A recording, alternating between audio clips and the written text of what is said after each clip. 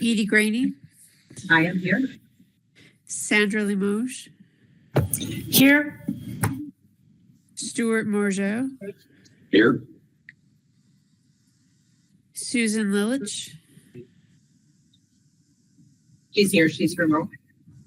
Okay. Here.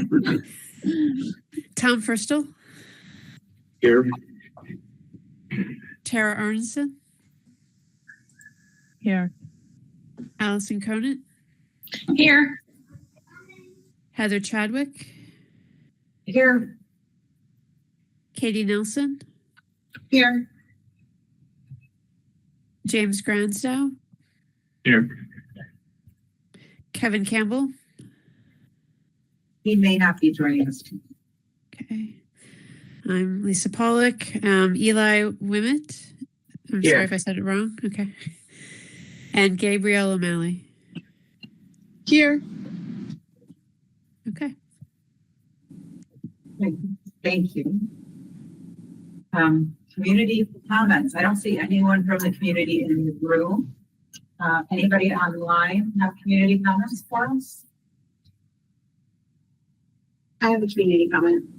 Go ahead, Kate. I'm Katie Nelson, and I'm from the school board representative one from Richmond. I did receive a bunch of chatter today regarding the weather cancellation of after school activities. And I think after it happening so repeatedly last week and then happening today with feeling like nothing was evident on our roads, I just wanted to remind everybody that John wrote an explanation about how he comes up with that decision in the district happenings that went out last week. And then I don't want to put John on the spot, but I wanted to give him the opportunity to just touch base about how that all comes down. Maybe we do that in other business. Yeah. Jot that down.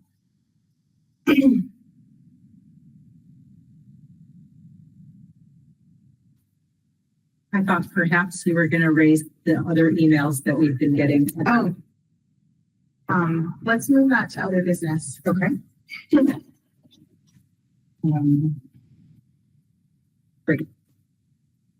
Okay, and I see someone else joining from the community. Just want to give them an opportunity. We are just finishing up community comments. If anyone has community comments to share, we're happy to hear them.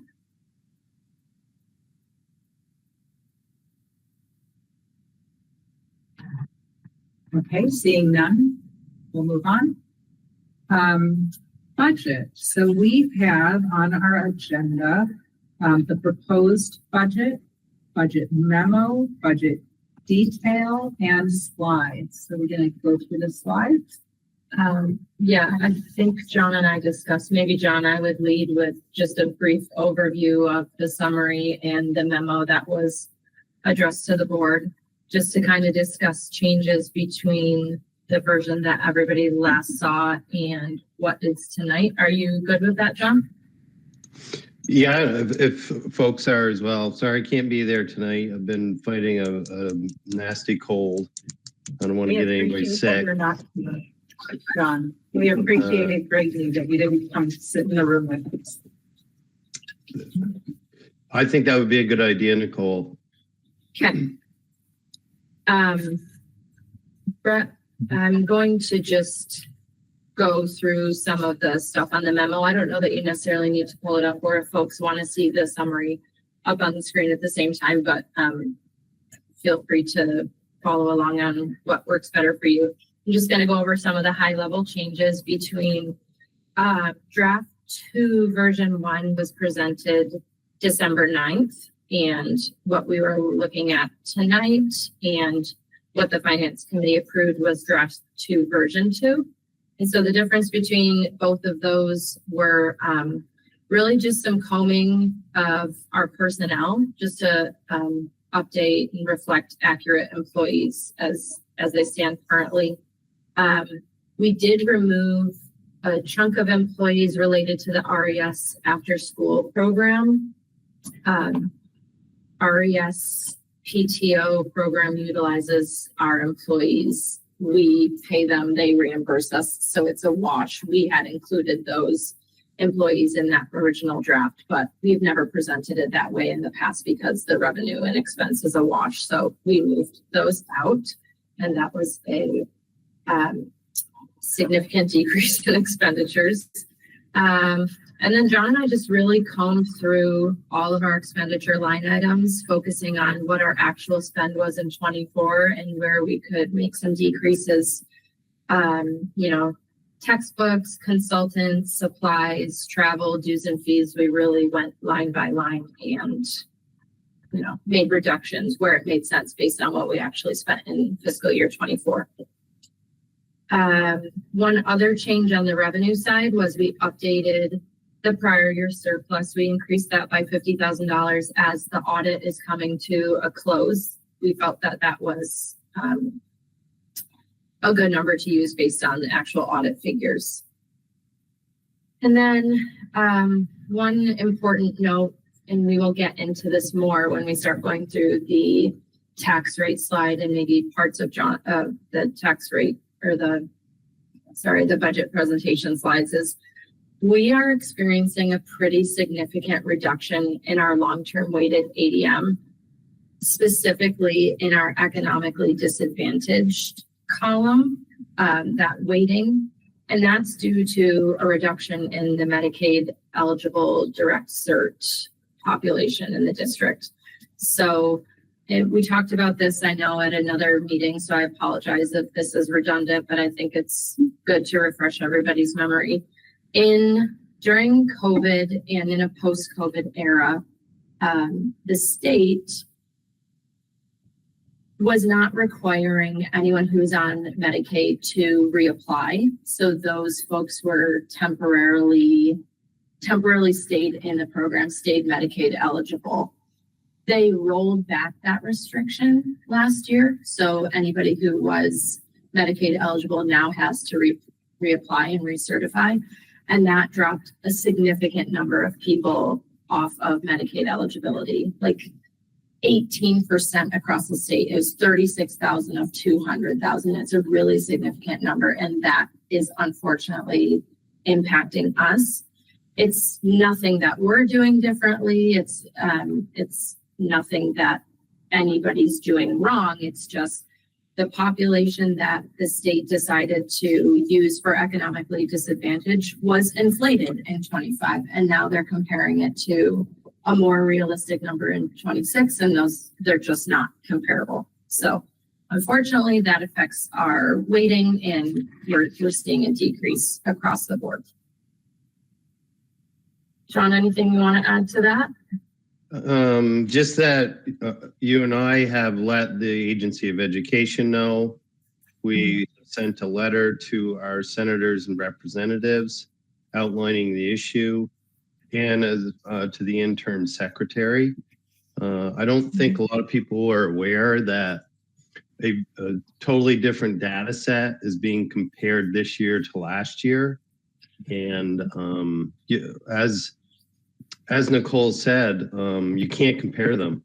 Our actual students in the seats on the bus has been pretty flat the last 2 years, but where it shows that we're dropping, over 100 long-term weighted pupils, and that's just because they changed the methodology from one year to the next. Not being critical, but just being real.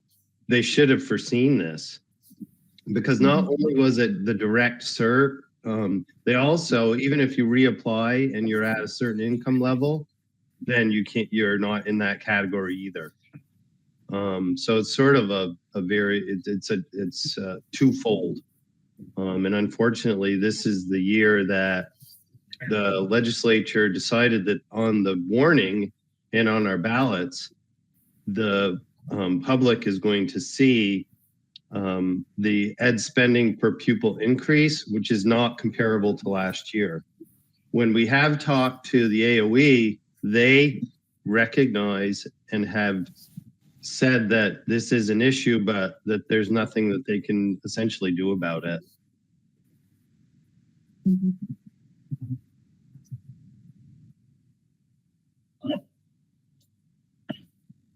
Would you like to jump into the slides next?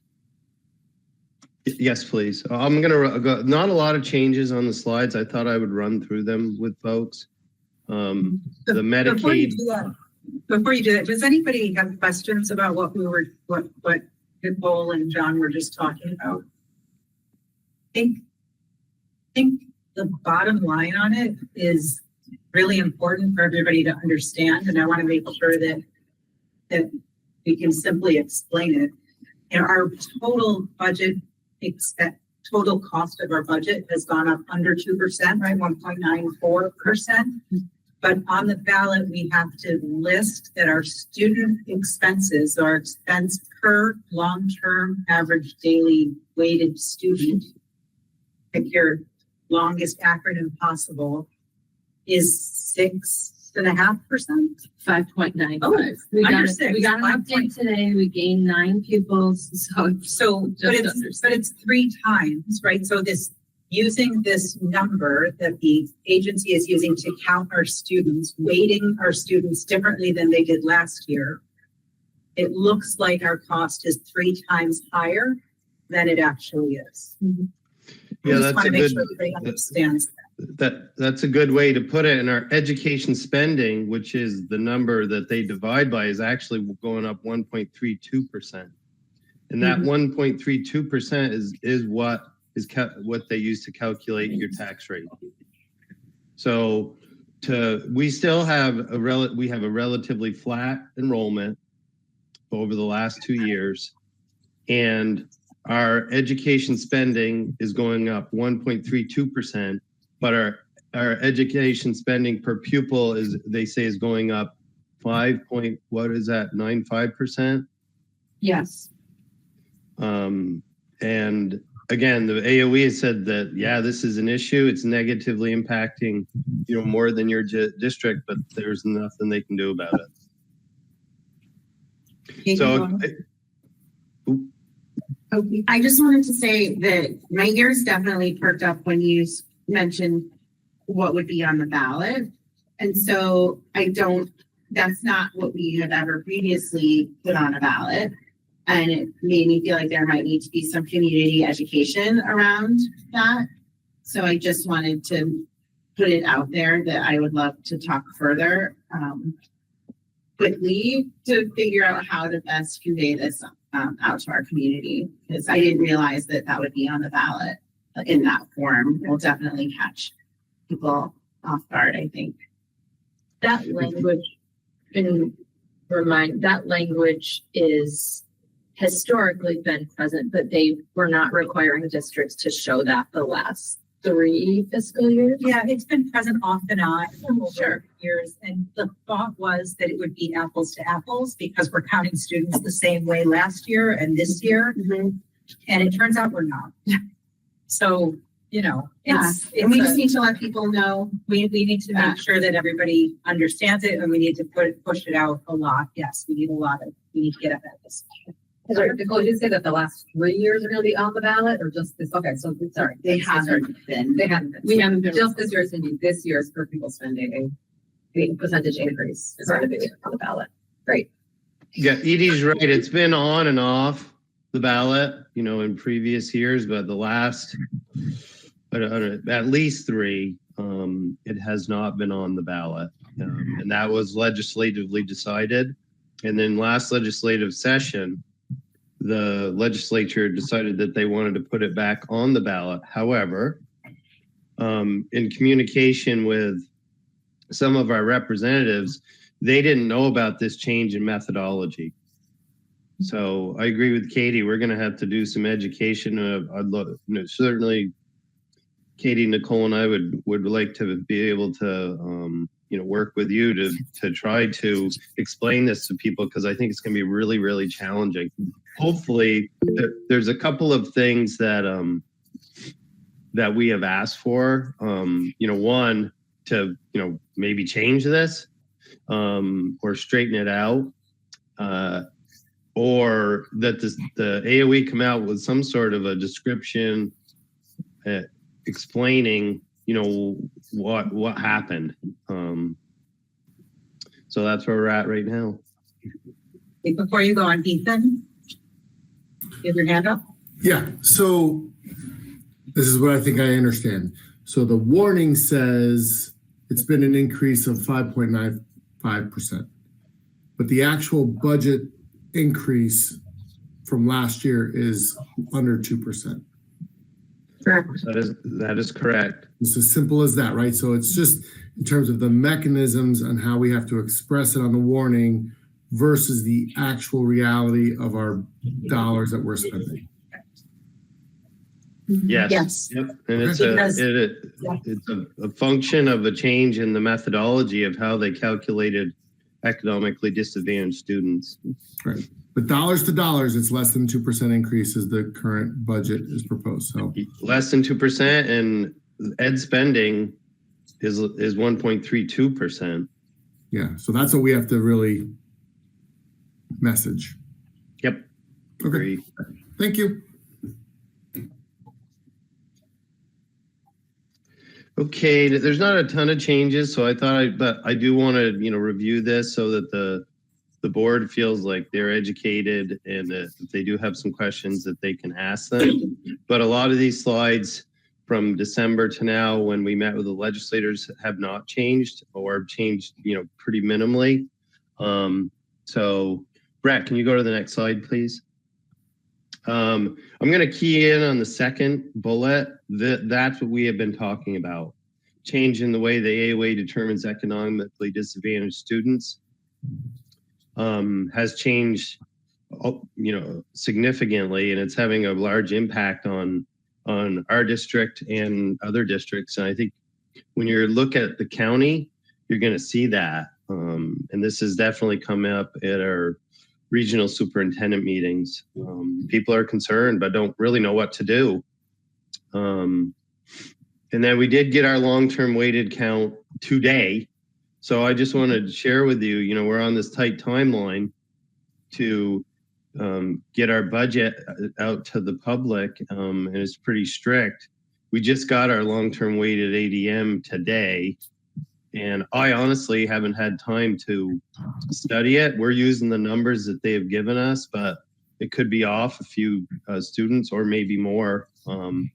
What would happen if we do find some additional students is people's tax rate would be less than what we're sharing. And that happens all the time.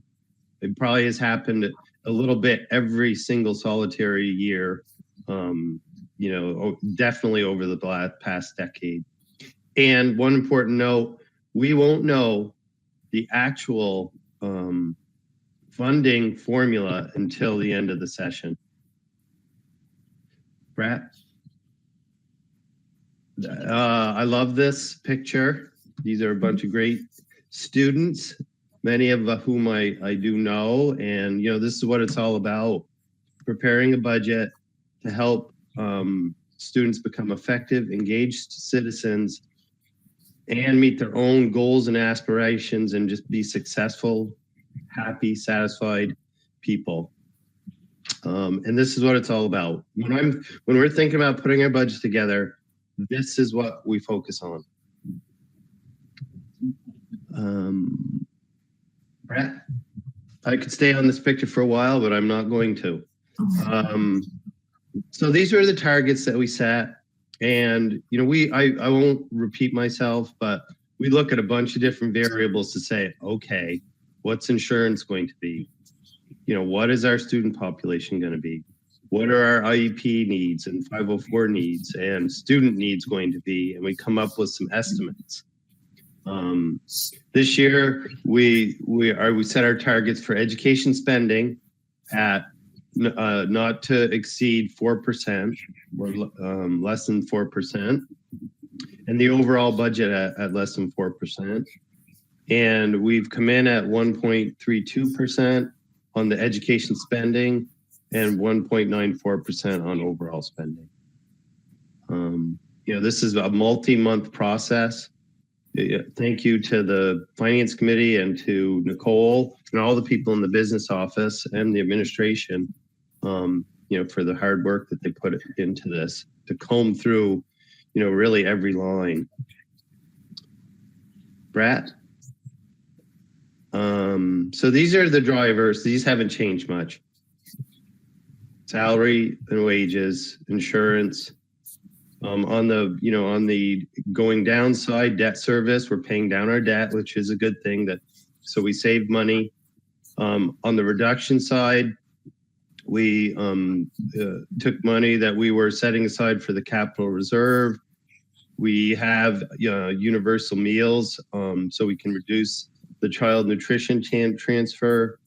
We reduced one bus for next year, and a reduction of 1.7 FTEs, which is full-time equivalent teachers, and then some other miscellaneous to come up with about $500,000 in reduction from the budget. And then Allison?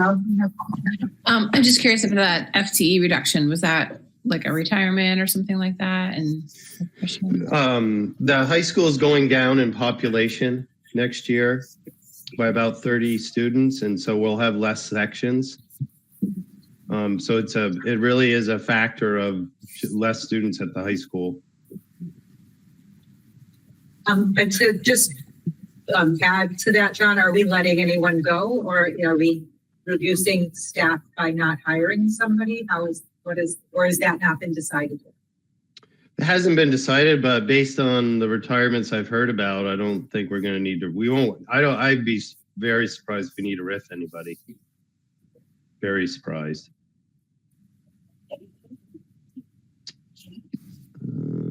Brett, here's our graph. Now, I don't love this graph because it is going up, but you can see that our rate of increase has shrunk dramatically from the last 2 years, or very significantly. That's the overall budget, so that's budget year over year. Brett, and this is we've talked about this. This is education spending. So this is the spending that shows up in your property tax bill. This is a very important number. Brett, and now I turn this over to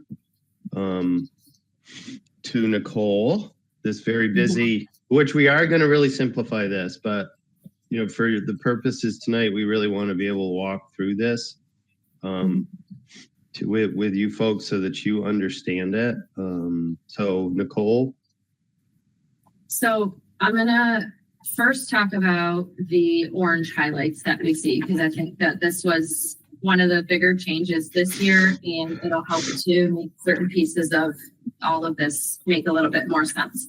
So if you can remember in years past, the school district would come up with our estimated equalized homestead tax rate, and then we would apply CLA and things would just look very different. You'd have a percentage that we've come up with, and then CLA layered in would make tax rates look askew town by town. So in an effort to, and this is verbiage from the AOE, not from myself, in an effort to not make the CLA the boogeyman, they have now factored in the statewide adjustment. So what the statewide adjustment is the average of CLAs across the state, and it's 72.3%. So they're kind of taking what used to be the impact of the CLA and moving it up into the top half of the ed funding formula. So the property yield is what the state says it costs to educate a student in the state of Vermont based on a $1 tax rate. That 85.53 is adjusted again by the 72%. So the yield actually, although it doesn't look it here, the yield is really up this year. It's about 11,700 or so, we'll say, with rounding, adjusted by that 72%. So another place they're applying the statewide adjustment is in our tax rate discount. So many of you will remember that last year, as part of the rollout of Act 127, we were a negatively impacted district, so we have a 5-year tax rate discount. Last year it was 13 cents. It was set to decrease by 20% each year to phase out over 5 years. So this again looks a little wonky. We had a 13-cent discount last year. It decreased 20%. It was supposed to be 10% or 10 cents this year. They layer in the statewide adjustment, and now it looks like a 14-cent discount. That is legitimate, just a factor of the adjustment. The last place they applied the adjustment is to the CLA. So what you are seeing here by town is what was the CLA for all 5 of our towns, adjusted by that 72%. I understand this is very confusing, and I welcome you to raise your hands if you have questions, but I think one thing that really helped me wrap my head around this was taking the impact of the fluctuations of the CLA and moving it up into the funding formula. Unfortunately, it looks a little bit more negative for districts because, as we've been saying, the top line of this, our ed spending is only increasing 1.32%. It's low. But then when you get to the bottom of the funding formula here, it looks like our equalized homestead tax rate is going up 23.75%. It's not an accurate reflection of the good work that we've done here in building this budget. It's purely driven by that statewide adjustment. So I'm going to encourage folks to really focus on the bottom box. And that's what, at the end of the day, all of our taxpayers really want to know is, how is my tax? What's happening with my tax rate? How am I being impacted by this? So, we've got a wide range. We have one town staying flat. We have one town decreasing, and then increases anywhere from 1 cent to 4 cents. And I've gotten some questions as folks have looked at this, why is my tax rate in Bolton going up, and why is Richmond, for example, staying flat? That's purely the change in the CLA year over year. And I can give those percentages to folks if they want them. It's probably too much information for this meeting here, but the CLAs year over year, we're seeing some changes anywhere from one up 14% year over year, one down 55% year over year. So that is really just driven by what the CLA was last year and what it is this year. I'm happy to run through the formula if folks want that. I'll draw attention to 1.32%. That's the increase in our ed spending. And then you can see on that second line really what's happening with our long-term weighted ADM. That's the conversation that we've had thus far this meeting. We're dropping 4.37%, and that's 161 pupils, really driven by this Medicaid direct cert. Like John has said, students in our buildings, that's remained relatively static. So that's the impact of that. And then the line below there, the education spending per pupil, 14,365, and a change of 5.95%. That's what we're required to put on the warning.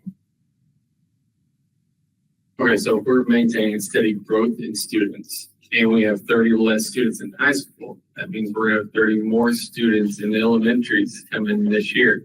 Am I understanding right? Than previous years? Is that a fair? I don't know if I would say observation? steady growth. I think static is, John Okay. can probably speak better to that than I Yeah, can. and they're not comparing next year, they're comparing the last 2 years. So we have controlled for next year when we're gonna see a drop at the high school, and that's what the reductions are for. But they compare this year and the year before. And the methodology that they've used is just, it's completely different. There's a yellow box to the left of this slide. Really important. You cannot compare the FY25 tax rate to the FY26 because it did not have that statewide adjustment. There's just completely different. Yeah. You cannot compare them. We put it up here just because that's what you're used to seeing, but it's. The other thing to know is that the actual cent change in the tax rates are a lot less than they were last year. I mean, like a lot. Lisa? Yeah, I was just before we got too deep in the numbers, could you, Nicole, point out which of these percent changes are actually apple to apple true comparisons of meaningful percent changes in the top box? Yes, our education spending, the 1.32% is actually what we're increasing year over year. Not the second, third, and fourth. The property dollar equivalent yield of $1, that stays the same. Really, jokes aside, the property dollar equivalent value, that's always the same. Really, the top line number, our education spending, that is the only thing that you can look at and say that is what the district has changed year over year. Unfortunately. No, thanks. I didn't want people going, oh, there's 22% up in the estimated spending adjustment or whatever, without realizing that the 25 formula is in no way the same as the 26 formula to calculate that. So. Other questions? Normally this is confusing. It's extra confusing this year. It is less confusing this year than it was last year. So that's something, but yeah, go ahead, Allison. Well, you sort of got to it, Edie, but I was just going to ask, this is my third year on the board, and is it always like this? Like, it always feels like, oh, we have to explain this really confusing thing, and all the circumstances have shifted since last year. Like, always, every year, without a doubt. Okay. Well, thank you for managing expectations, Kevin. That feels, at least I know what we're in for. I would say not this much, right? There are usually things that are a little bit wonky and a little bit, and probably next year will be bad again, right? Well, maybe not next year, but the year after, because the legislature is trying to figure out how to make property taxes affordable for everyone. So I would say get comfortable with not being comfortable with this because things have to change. But we want them to change, right? We don't want them to be as hard to explain and as hard to understand, and we want them to be simpler, and we want taxes to be more affordable, both of those things. So if we look at it through that lens, it's a little more, it's a little easier to kind of talk about. Other questions? I don't see any other hands. Other comments? Okay. No slides or? I think they were just questions. So remind me, this comes as a seconded motion from the Finance Committee. Is that accurate? Yes. Yes. And so it comes to the board as a seconded motion, which means we vote to accept the budget, to send it to taxpayers to vote on March. I have the date just in front of me. 4th. So that's what we're voting on now. So don't need a motion. I just need to share with everyone. We are currently voting on accepting this budget for the 25-26 school year. Are you ready to vote? Any more discussion? Before we vote, what is I'm just not seeing, and I can't remember the total number. Like, what is the number of the budget that is on the wall? Yep, that's so $61,290,046. Great, I thought it'd be important to Yep. see. Yep, with the per pupil education spending of $14,365. Steve, go ahead. Good evening. I just kind of want to backtrack a little bit. So looking at our budgets over the years, like since 2023, we're up 12%. And then from 2021, we're up 30%. And it just, I think the administration did a really good job this year of trying to reduce the rate of increase, but we're still seeing quite an increase when you look year to year. And I know the town budgets that aren't necessarily related to us, but we'll have to pay, are going to be strained this year due to the FEMA funding. You know, with all the flooding we had, there's a lot of money that needs to be put out before we hopefully get FEMA funding back as well. I'm sure the schools like that, but just seeing these increases and the flat enrollment, I have a hard time. You know, I feel like at some point we're going to need to flatten out or something at some point. I know we're having health insurance go up and you know, salaries going up, and that's a big driver. And like I said, I really think the administration did a good job this year, but it doesn't really change where we're at. It was 45 million in 2021. We're at, or 46 million. Now we're at 61, you know, and even the 1 to 2% increases. I mean, it's going to result in 3+% in my town. And after we just had like a 20% increase last year. So it's, I don't know. I'm thinking at some point, and maybe even this year, we need to start flattening this budget. I think this is a good start, but that's just my opinion. No, I think that you're raising some really important points. Some of it, and I'm just going to bring a legislative perspective in, there have been a lot of mental health costs that have been shifted into school budgets and out of the social services realm statewide. And that is part of what's causing our costs to go up.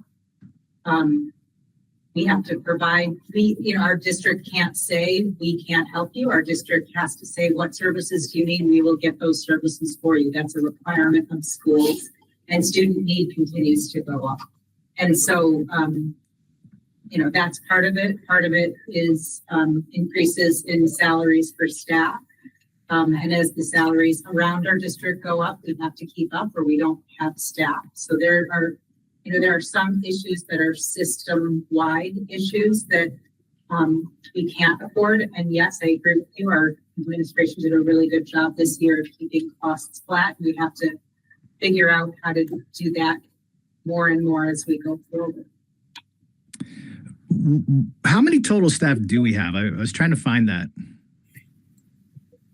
Around 800, is that right, John? I don't have the exact Six, a little Yeah, less. and some are part-time, and that includes substitutes and everybody. It's right around there. I think it's a little less than 6, five something. I have to check. Yeah, on our website, I think we have 590, but it includes the school board, and I'm not sure how many other volunteers may be on there. I'd have to check. I can get you that number though. Yeah, but even so, I mean, if it's just under 500, we're looking at one staff member for every 4.5 students, which just kind of seems like a lot. That's bus drivers, everybody, substitutes. So you have to you got to dive into it to really understand the numbers.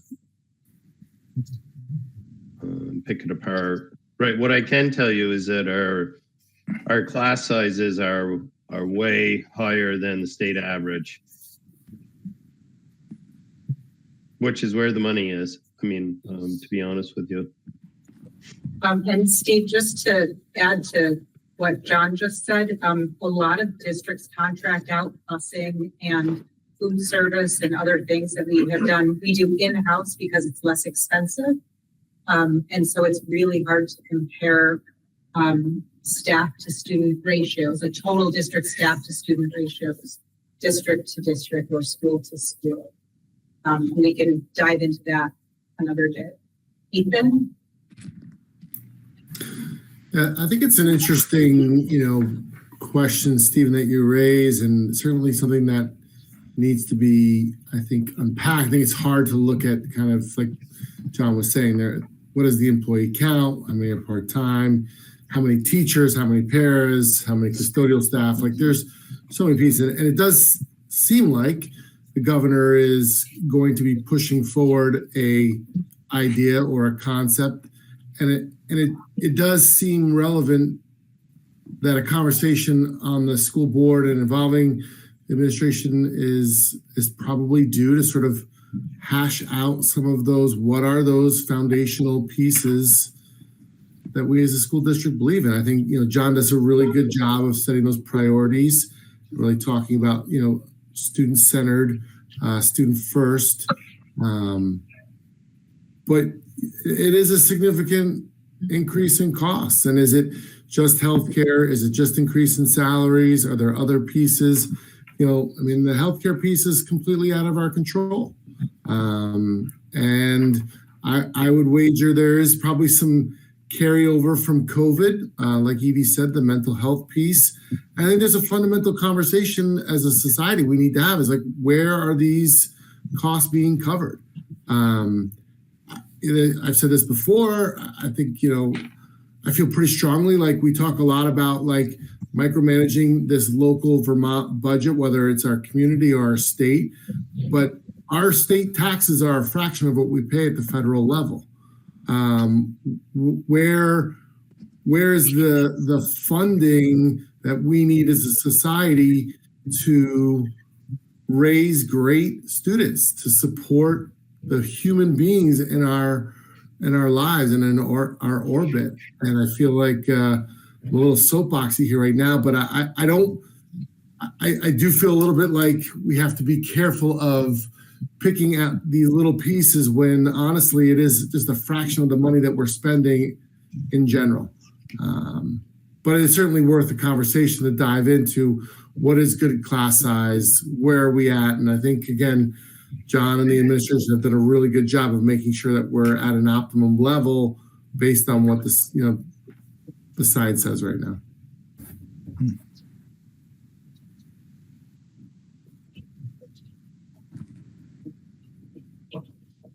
Any more discussion or are we ready to vote?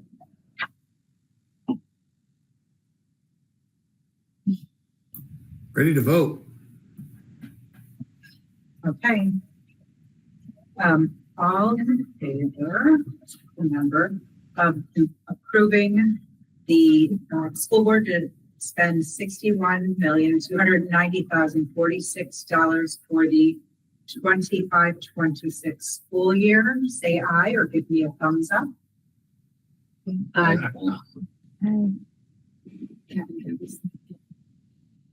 All opposed? Any abstentions? Okay, thank you. Appreciate that. Looks like it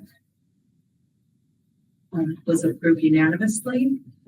The next item on the ballot is the next item on the agenda is to approve the official warning for the ballot for March 4th. So can I get a motion to approve the warning that was attached to the agenda? That's a move. Thank you. Second? Second. Thanks, Stu. Any discussion on the warning? And again, this is article number 3, where we have the per pupil spending of $14,365, which is 5.95% higher than per pupil educating spending for the current year. And that is because our students, the calculation of our weighted students is being done differently this year than it was last year. As simply as I can explain. Yes, Lisa. And we can't change the wording of this at all, like to add something that explains that the budget is going up 1.32% versus last year or something along those lines, right? This is all laid out by the state. It's laid out by the state. Yep. Yeah, we had an attorney, John made sure an attorney checked the language for us to see what we can actually have. We can make flyers that we mail to folks, explaining it more. We can explain it again at the information meeting. We can have folks standing in front of polling places for folks who vote in person to hand out information. But that's the most that we can do, explaining how it's different. Yep, that's correct. Thank you, Edie. I would add just that, the preliminary numbers that I've seen in the county, we compare very well. Our ed spending per pupil is, either the lowest or the second lowest in the county. I think that'll be consistent, as well as our overall increase and our ed spending increase. But this is all laid out in statute what you have to do. It's just frustrating. Sorry, it's just frustrating since it's not really an apples to apples comparison. That's all. Exactly right. Totally agree. There are other districts that have more than a 10% increase in that per pupil education spending number because of their pupil count. And again, we got numbers today, so we have no idea if we're going to get new numbers or other districts are going to get new numbers. It's not, and another day. Any more discussion on the warning? I would just add this, Edie and Tom, first of all, I'm kind of responding to Ethan's comment too. It'd be lovely to see something on warning that I just did the AI generative question about where does public education funding come from, and on average in the states is 40% is funded by the state, 11% by the federal government, and over 40% by local municipalities. And that would be sort of nice for any citizen who's voting on education to kind of get just a general broad look at where does this money come from, so we can really see that the federal government gives so little in comparison to the amount that the states and the local municipalities give to, take care of our next generations. Anyways, that's just a comment on mine. Thanks. Tara. Am I reading the warning correctly? It says Richmond our polling place is Richmond Town Center rather than Camel's Hump.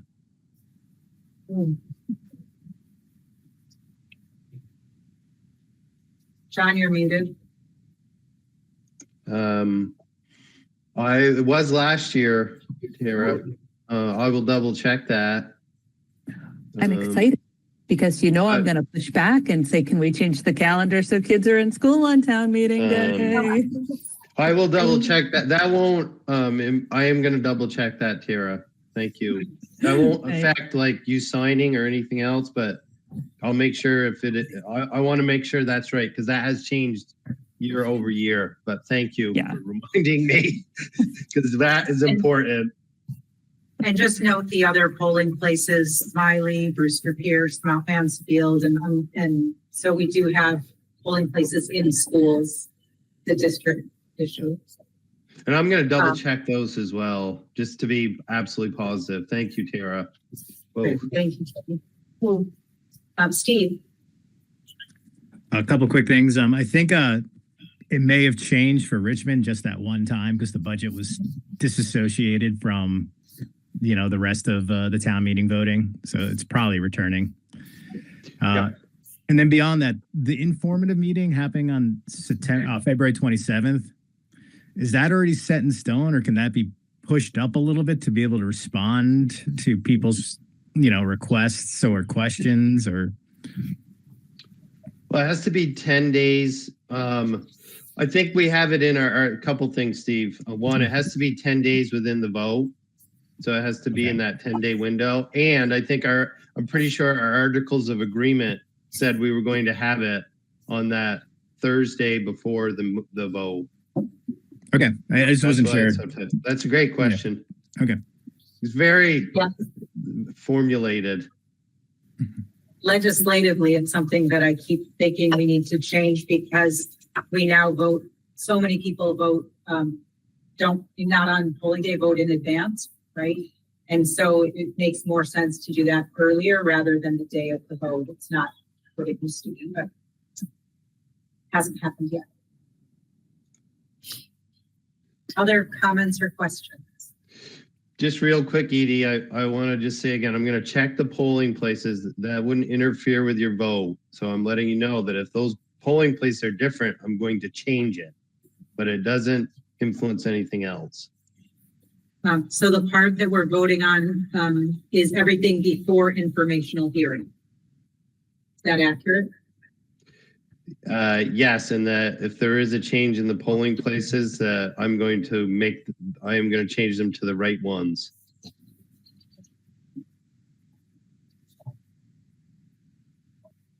Looks like we're ready to vote. I'm not seeing any hands, comments. All in favor of approving the warning? Thumb or an eye, please. Aye. Aye. Aye. Any opposed? Any abstentions? And thank you.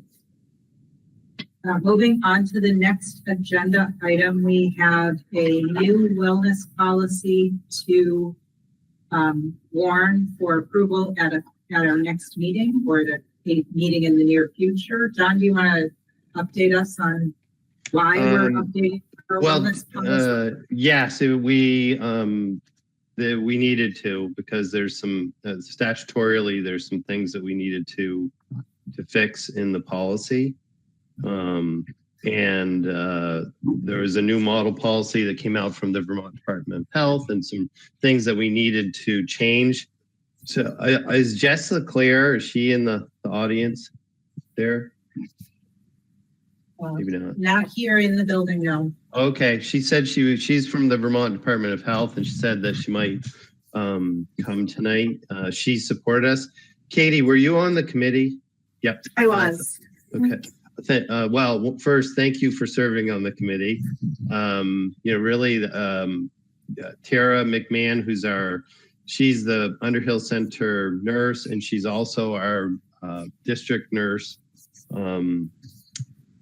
Did a lot of work on this in consultation with the health department and the committee. I mean, I think, Katie, it was probably almost 8 months, maybe more. Yeah, it was monthly meetings. It was really interesting work. Yeah. And Jess was wonderful to work with and so knowledgeable and such a great advocate for our district. So she really led us, and we took her consultation on what, statutorily and what the Vermont Department of Health is recommending, and we folded it into this new policy. There's a summary in the agenda of some of the changes, high level. This is a required policy, so it's something that we must have. And if people have questions about anything in the summary or anything in the policy, all of this, what is in the policy is best practice. There's a lot of connections with the education quality standards and other statutes that have passed over the last couple of years that have to do with the wellness and health of students, including really codifying nutrition and things that we need to do to make sure that we're meeting all the federal and state standards. That's a pretty broad overview. And if you take a look at the actual overview, you can see what the bullets look like and what some of those big changes were. Steve, you have a question? Yeah, is this replacing the nutrition and wellness policy that we have? Yes. Yep. Okay. Yep. It's brand new. Again, there's been a lot of changes at the education at the AOE, as well as some new statutes that need to be codified into a wellness policy. So I tried to click all these links. Some of them didn't work. But beyond that, I mean, this thing references probably about 1,000 pages of other reference materials and statutes. I mean, it's quite a cumbersome policy when you're looking at everything, which it seems to add a lot more than the model.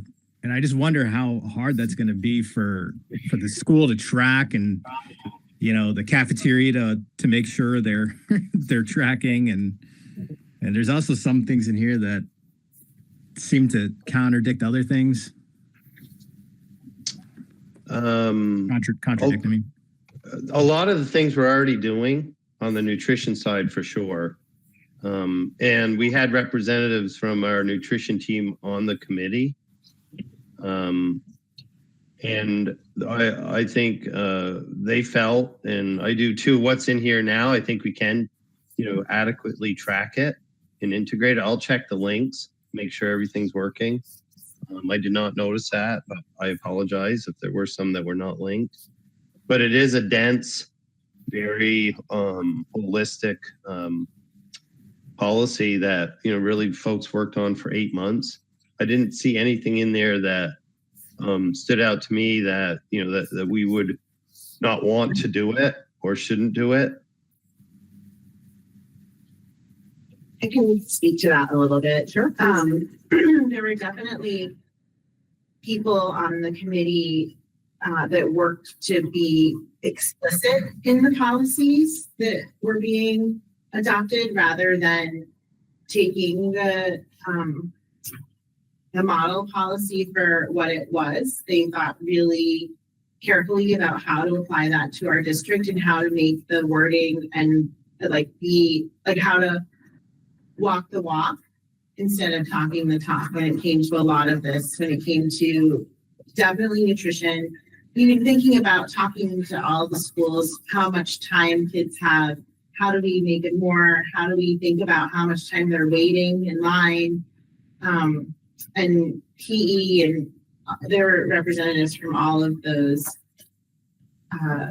departments. And so I do know we had to go through all of the things that were referenced and try to translate that to understand the model policy, and then translate that to create this for our own district. And a lot of it is federal as well, right? It's beyond us for what we have to adhere to when it comes to the overall wellness of the kids. Jess LeClaire is, I think I saw her pop in. She's the Yes, I'm here. Can you hear me? Hi. Yes. Thank you for coming, and thank you for all the work that you did on the wellness policy. Sure. I'm sorry that I joined a little late. It said 7:50, so I thought I was joining in plenty of time when I looked at the agenda. We are ahead of schedule, so let's be really quiet about that. Thank you so much for being here. Yeah, I'm available to answer any questions. I don't know if there's been some questions that have come up as I was joining. Yes, there was some comments here. It's a big document. And with a lot of information in it. What I had shared is that this was a representative committee that worked, over several months in consultation with you. A lot of it we're doing, but trying to codify it and put it into a policy where we can, really try to make sure that these things are happening. Yeah. And just be really transparent too with the public. Right. I mean, the nice thing about wellness policy, for a lot of it, there's parts of it that are guidelines, and those are requirements. And there are parts of it that are goals, which you don't have to be 100% having satisfied them. They're what we're going for. But they aren't you're not in not in compliance with the law if you're not at 100% of your goals. And most of wellness policy is designed in that kind of goal space. You can see how it's laid out where there's goals and then there's guidelines.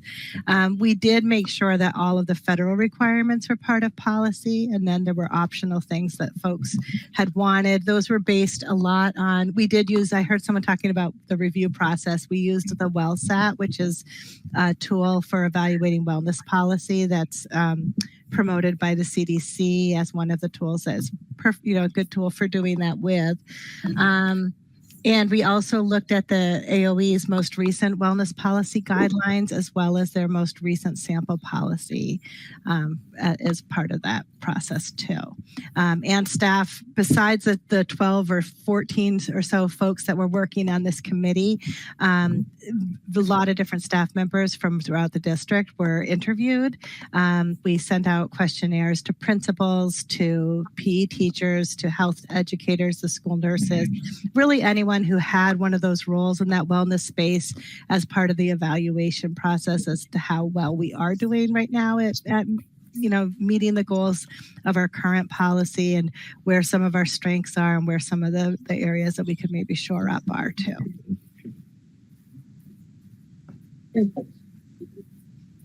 Thank you for that. Does anybody have more questions? I have a question. Go ahead. Letter D, under other school-based activities to promote student wellness. Yes. Says the district shall seek partnership with local healthcare providers. Are we going to be recommending doctors? Is this what is insinuating? No. I'm just trying to pull up the right form. I have a whole bunch of the tabs open to look at, so I could pull up your wellness policy. And that one, I'm having trouble finding right now. There it is. Yeah, no, I mean, you can fill in the blanks, Jess, but we actually consult with, pediatricians and doctors now, but we don't, that is a requirement at the state level, but we don't necessarily recommend doctors to people unless they ask. Okay, so it just says referral to healthcare services. It's more for if students, I see, to support health services to interfere with health and ensure that is looking for providers, so that if a student, for example, was having mental health struggles and needed support, members within the school community may help them to find a provider. If a student had, dental issues and needed a dentist, they might help connect them. I know I get calls sometimes, people looking for providers that accept Medicaid for glasses, for example, or for dental, and that's kind of along the lines of that sort of work.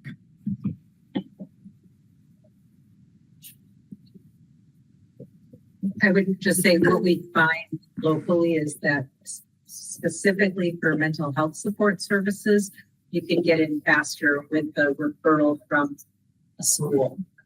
And so that happens to be an issue that we face locally. So but I hear your concern, right? Yeah, I don't want us to get sued for sending kids to a bad doctor. Because we don't know what the doctor does. We're a school. And so I just don't want something to come back on us to cost us God knows how much money.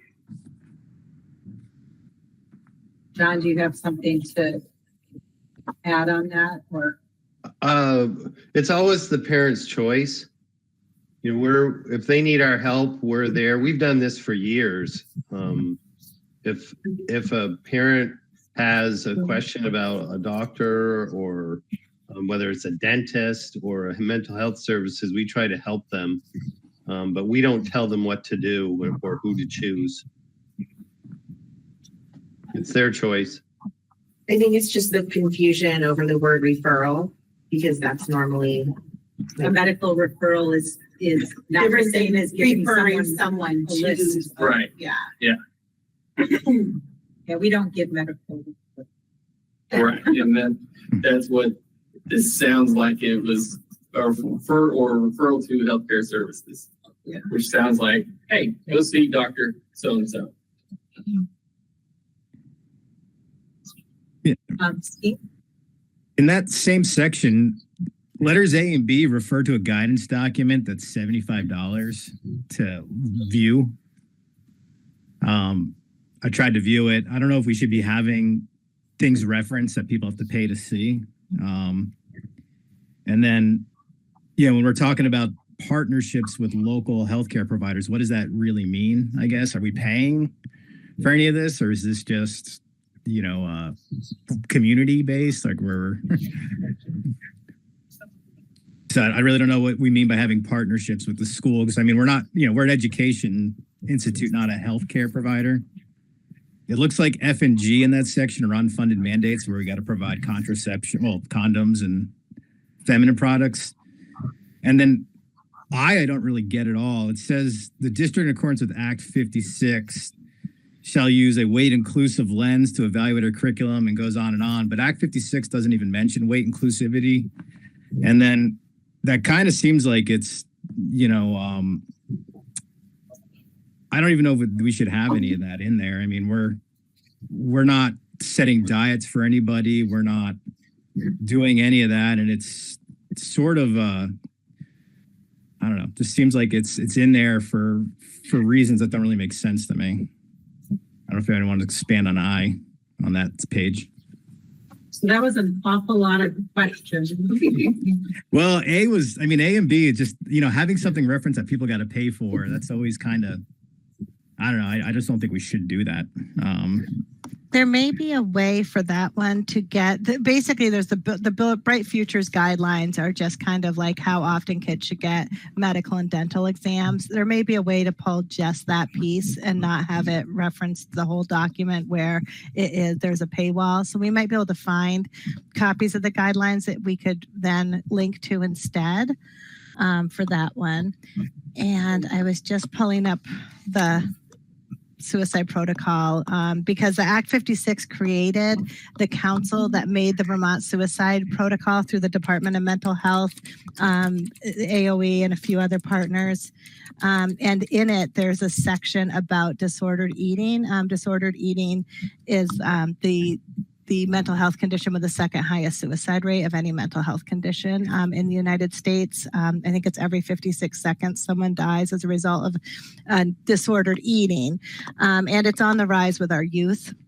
It's becoming a really big issue. And so that was one of the reasons that the language of Act 56, it's written into the wellness policy shared in the model policy by the state as well, talks about that, but it's also in the suicide protocol. So I could probably pull that up if you're interested to see more about that. I mean, I read the act. I just didn't really see how it correlated per se to weight inclusive lens is that's a medical approach to viewing weight. And again, we're an education service, not a medical service. So it's just, we're not going to get in the way. Obviously we're not going to get in the way of people, but we're not going to set a diet for anybody. That's not our jobs or whatever, Yeah, I don't think I didn't read anything here that said anything about setting a diet. I think it is, we are a public good. We work with the rules of the Department of Health, and we're trying to create, reinforce, support healthy students. We teach health, and that's required. Yeah. So I think that if you look at it through that lens, it's less problematic. And I think it's in line with what we do as a state. I don't know, just that it seems like we're stating assertions as facts, like weight is not a reliable indicator of health and wellness. It's not the only indicator, but it is an indicator. Obesity on the CDC website, which is referenced in here otherwise, says, childhood obesity is an indicator, of health and wellness, a big indicator. And it just, again, I just don't think we should be getting into any of this. We shouldn't be having to argue the merits as an educational institute of some of these things. Or going into it. I don't know. I just think some of this goes well beyond what, the wellness policy from the model wellness policy states that we need to address. And that's one of them that I pointed out, that I saw on the list. kind of trying to figure out how that actually comes down to the educational institution. And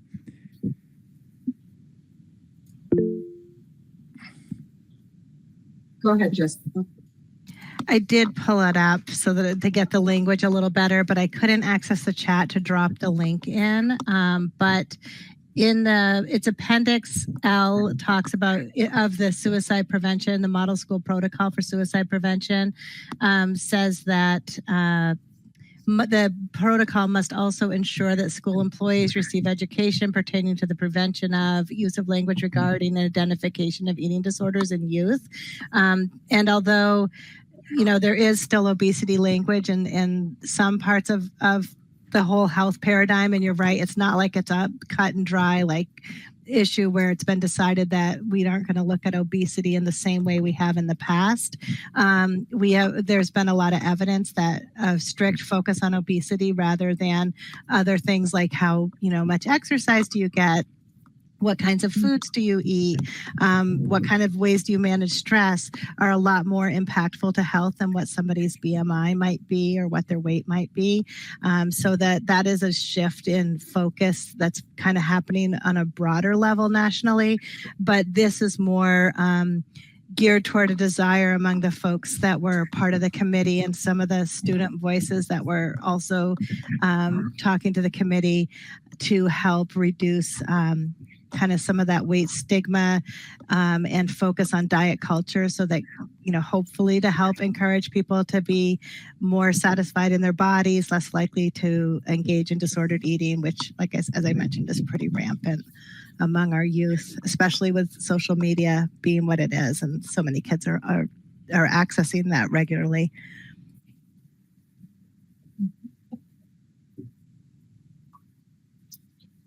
Other comments or questions? Sarah? The first bullet in our summary, it says one of the highlights is food shall not be withheld in district schools as punishment or used as a reward except as part of a behavioral intervention plan. Is that like saying if you meet all your goals in your intervention plan, we're going to reward you with a brownie? I can answer that, I believe, to some extent. So special, and I have a child in special education, so I'm very familiar. I don't love that. Like, I wouldn't love that for my child to be a reward, but it's true that when kids are focused on a reward that's valuable to them and meaningful to them, as sometimes there are times when the reward that's meaningful to them might be food related, and special education reserves the right to, you know, to use those rewards if needed. So that's why that's written that way. It doesn't mean that they're doing like a whole bunch of brownies or, you know, things like that necessarily, but it's just it's just to protect the ability of special ed and students to work together to find meaningful goals. Yeah, and I also have a kid who's in special ed and is very rewards focused. So I just wanted to make sure I was reading that right. Yeah, I know. Okay. I hear you. Thank you. I can also add to that. We had really long conversations about, I mean, a lot of the people on this committee also have kids in schools and in district. So, you know, we talked a lot about what teachers do or don't do when it comes to food as a reward and what that means for different kids. So it was definitely like we spent a lot of time trying to think of how to craft that component because whether there's a policy or not, sometimes that happens anyway, right? Like just saying that it was thoughtful. I think it has been part of our policy for a long time, and I'm not always sure that it's our practice consistently throughout the schools. And that's not right. Our issue is to. But the committee did really think about that and address it and air it and try to craft this so that.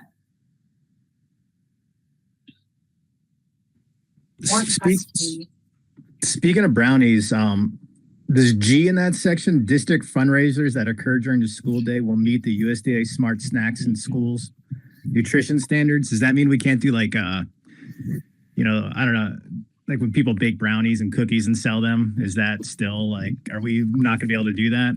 It's a federal law and it's a requirement. We can't do it, but that's only during the school day. So that's not, so like a half hour after the school official last bell has rung, then it's no longer considered the school day. And so there are options. It doesn't actually say that you couldn't do, like at a sporting event, for example, in the evening at the school, there might be snacks served or food that doesn't meet the smart snack standards. And that's not against regulation, but during the school day, it's actually a federal law. Okay. Okay, I want to make sure I understand. So if the band's trying to go on a trip somewhere and they're trying to raise money, they can't sell grandma's cake or cookies at lunch. Okay. Correct. Yeah. But they can do it after. But when all the kids are gone. Okay. I don't know, we have 90% of students engaged in co-curriculars at the high school, so I don't think all the kids are gone at the end of this. No. They can win it, but they can't eat it. Yeah. Buy now, get it later. I thought I heard a ding from somebody on that is not. It was me, Edie, and I'm all set. Thank you. Great. Any more discussion on this?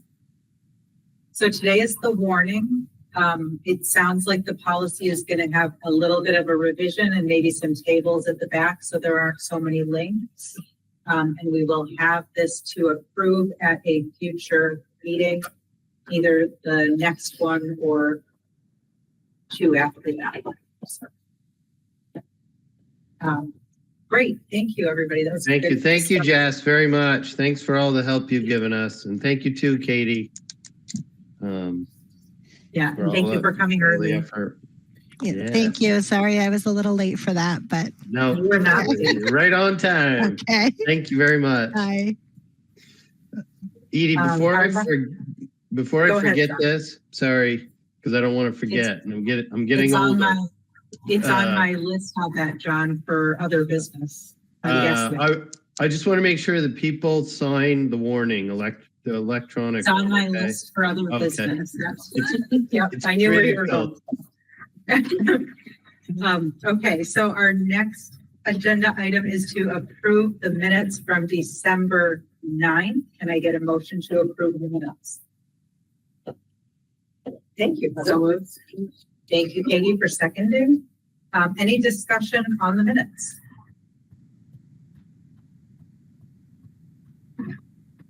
All in favor? Thelma and I, please. Any opposed? Any abstentions? Susan and Tara abstaining. Thank you. Great. Thank you, everybody. Committee reports. HR committee. We are meeting 3 times this week. We are in the stages of reviewing slate of candidates and doing some initial interviews for the next superintendent.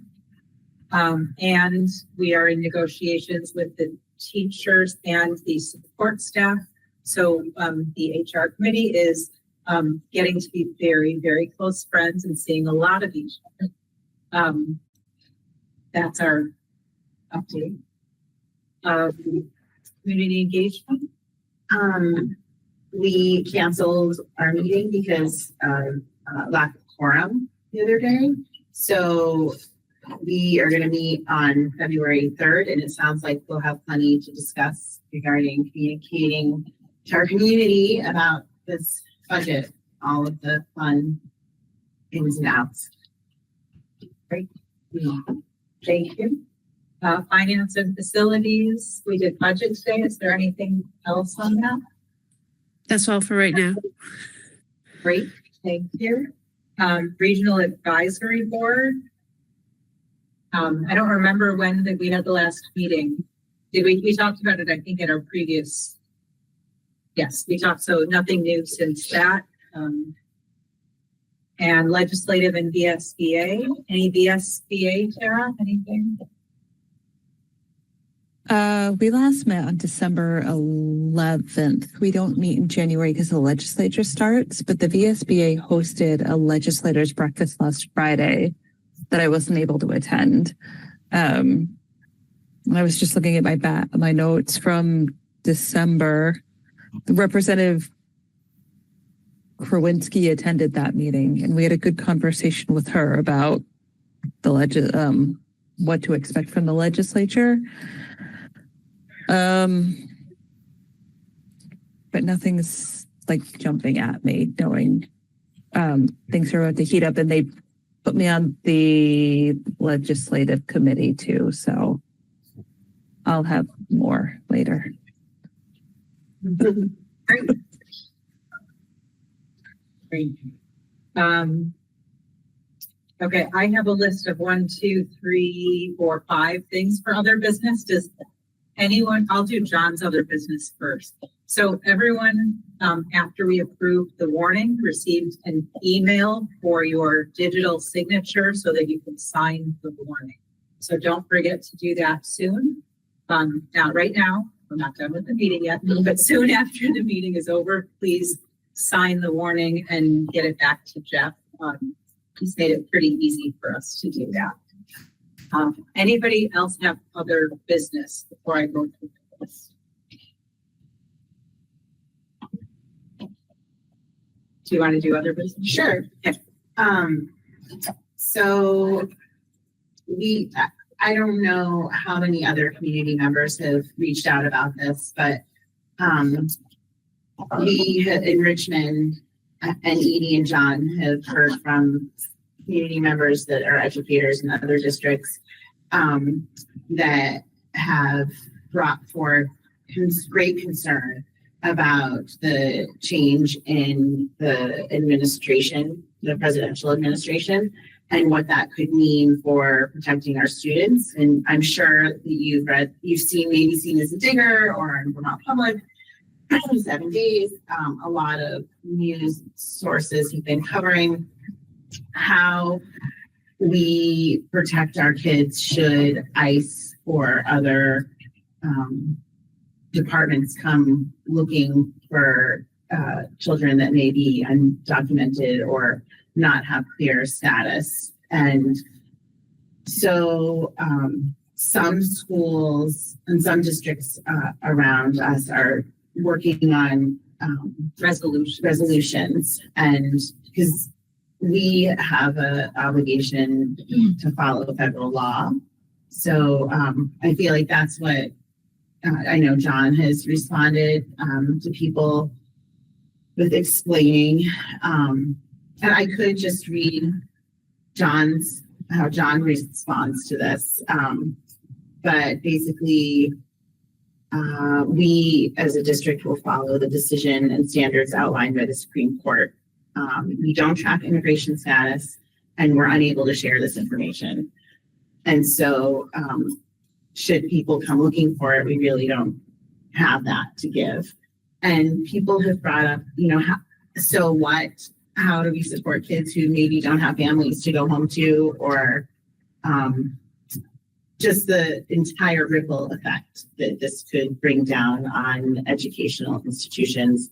And I think I just want to say that we're all thinking about that. It's top of mind, and we can talk about if we want to make a resolution similar to other districts. But at the end of the day, I don't know that it really makes where the energy lies in that and what we can really do other than what we're doing to protect our students currently. Go ahead. I have a question on that. How, if we have to follow government law, how does it work as a resolution do? Like what effect would that have? Because if we have to follow the law. Yeah, so I think we're looking at two issues, right? We're looking at the way students feel safe in our schools and the way adults in the community feel like we're taking care of their students. And there are some communities that feel like a resolution shows the community that the board has taken a stance on this. We are protecting our students whether we do a resolution or not, right?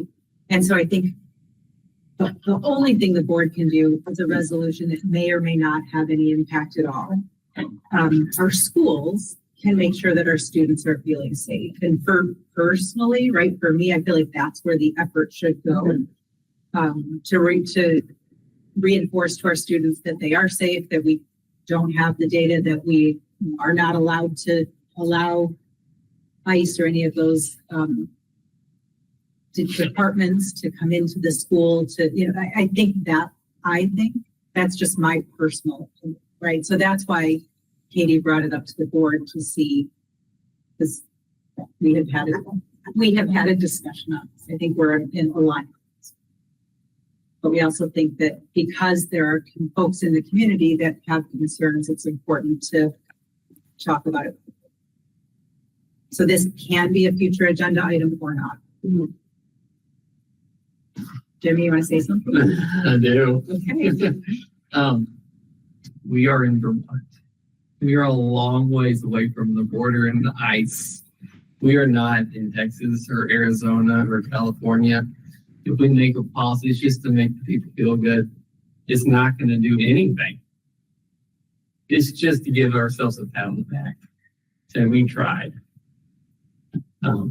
I think there's validity to that, but I don't think that, I do think that we have a broad community of people in the state that. In our neighborhood? Yeah, well, it depends on where your neighborhood is. If you have people. Well, in MMU is what we're worried about. Yeah. I don't feel comfortable I don't have that information, right? I don't know those numbers because they're not available to me. But I feel like this is something that is about, I'm not suggesting that we do this or not do this, but my personal opinion is that I don't feel determining what makes students in our district feel safe or not when it comes to like ICE is where ICE can go or where those departments can go based on what we can see visually or assume of our population. So before we get into the depth on an item in other business, and Ethan, I will come to you. I just wanted to see if this is something that the board wants to have as a future agenda item that we warn in case there are public who want to listen and be part of the conversation or at least share their thoughts with us other than through email. So I don't want to get deep down this rabbit hole. I just wanted to make sure that that everybody knew that there are some of us on the board and perhaps all of us on the board that have gotten at least one email. Ethan? That was exactly what I was going to say, Edie. So I think it'd be great to have a more in-depth conversation and an agenda item that we can just dedicate some time to the conversation. So thanks. So is that the will of the board that folks would like to put this on a future agenda item, or do we want to hold off and see what happens with the new administration? Just looking for a consensus here. I don't want to touch this with a 10-foot pole. Okay, Sandra? You're muted. Sorry. I think it's worthy of further conversation by the board. Okay. Other thoughts?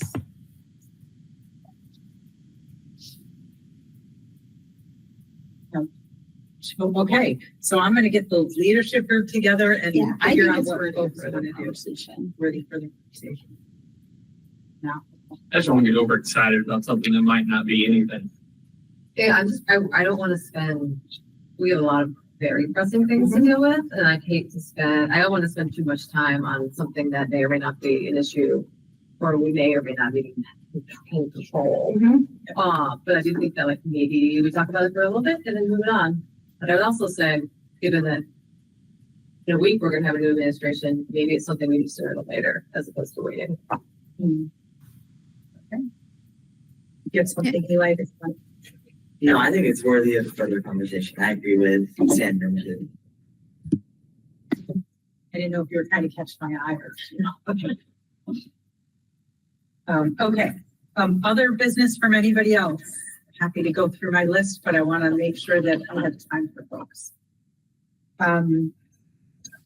We have a governance survey that has been emailed to everyone. I just want to remind everyone to take it before our next board, before Monday, right? I think it's due Monday, and then there's a week between when it's due and then when our next board meeting is. So check your email, answer the survey.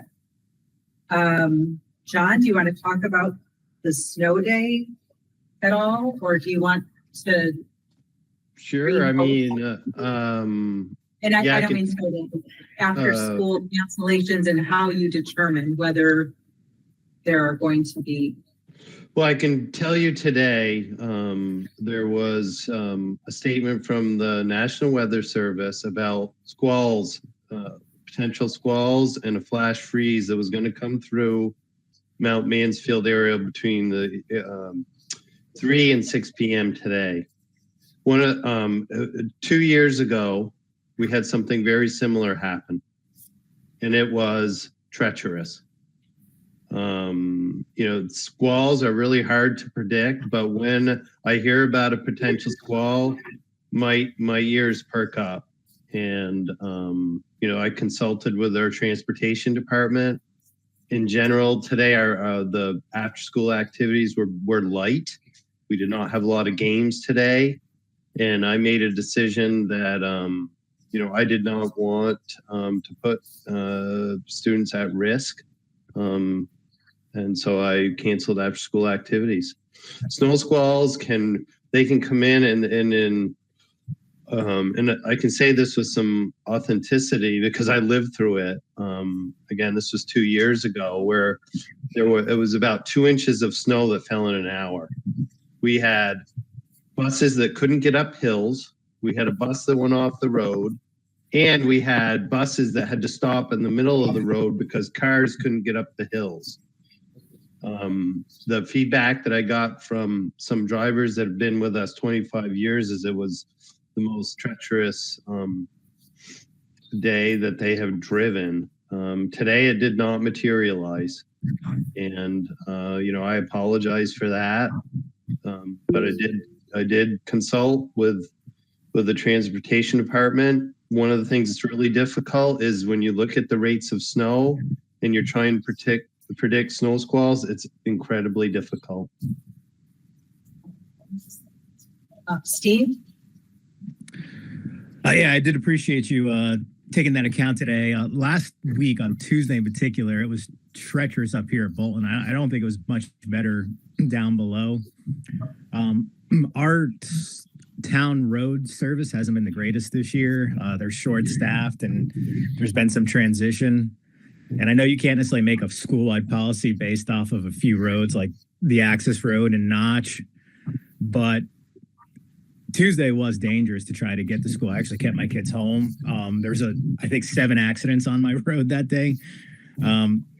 Anyway, it was I do think that there may need to be some kind of a policy or some kind of thing that, maybe the whole district shouldn't be tied back for a couple, roads, but there's some bad roads in my town and I know the bus driver wasn't comfortable coming up one day and things of that nature. I think we've lost some of our seasoned bus drivers like Reed that we really liked. So anyway, just food for thought when it comes to at least Bolton, my town, because we do have we're not like the rest of the district when at least not entirely.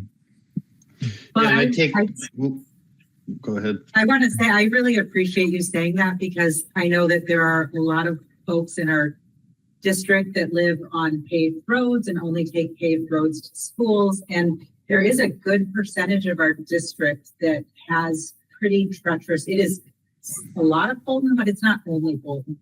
And so John, when he thinks about this, he doesn't make the decision based on the folks who are paved roads to the schools. He makes the decision based on some of the more treacherous. And so, apologies for when it is only your road, right? But it is occasionally that it is mostly roads like the one you live on that John does cancel the schools for or cancel after school because all of our students need to be safe. And I appreciate that you did keep your kids home because that's part of the policy, right? Is if you have to keep your kid home safe so that they stay safe because of the road conditions, that's an excused absence.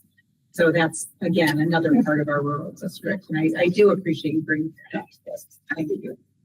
And I saw Heather that said that. I just wanted to piggyback on something Stephen said. I also heard too that Richmond's down to road crew. So last week, a lot of our side roads and secondary roads were in really bad shape too. So I don't know if maybe into taking into decision making, John, that like knowing that Bolton's down road crews, Richmond's down road crews, our roads just aren't getting cleared as well as they have been in past years.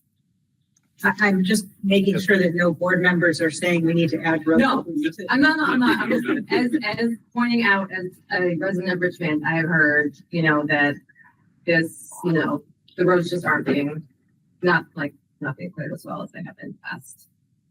We're actually down a plow Oh. as of last week. Because somebody Because ran of- into it. Because of said, yeah. Yes. Yeah, I honestly, I'll just tell you a couple things. This is a very, very difficult decision. There are more difficult ones, I'll tell you that. But I try to have a really intentional process. I make it as scientific as I can. And I usually talk to the transportation director a couple of times whenever there's at least a couple of times, starting sometimes at 4 a.m. And he connects with the road crews to see what the conditions are. The challenge is sometimes they change pretty rapidly and you just can't control for that.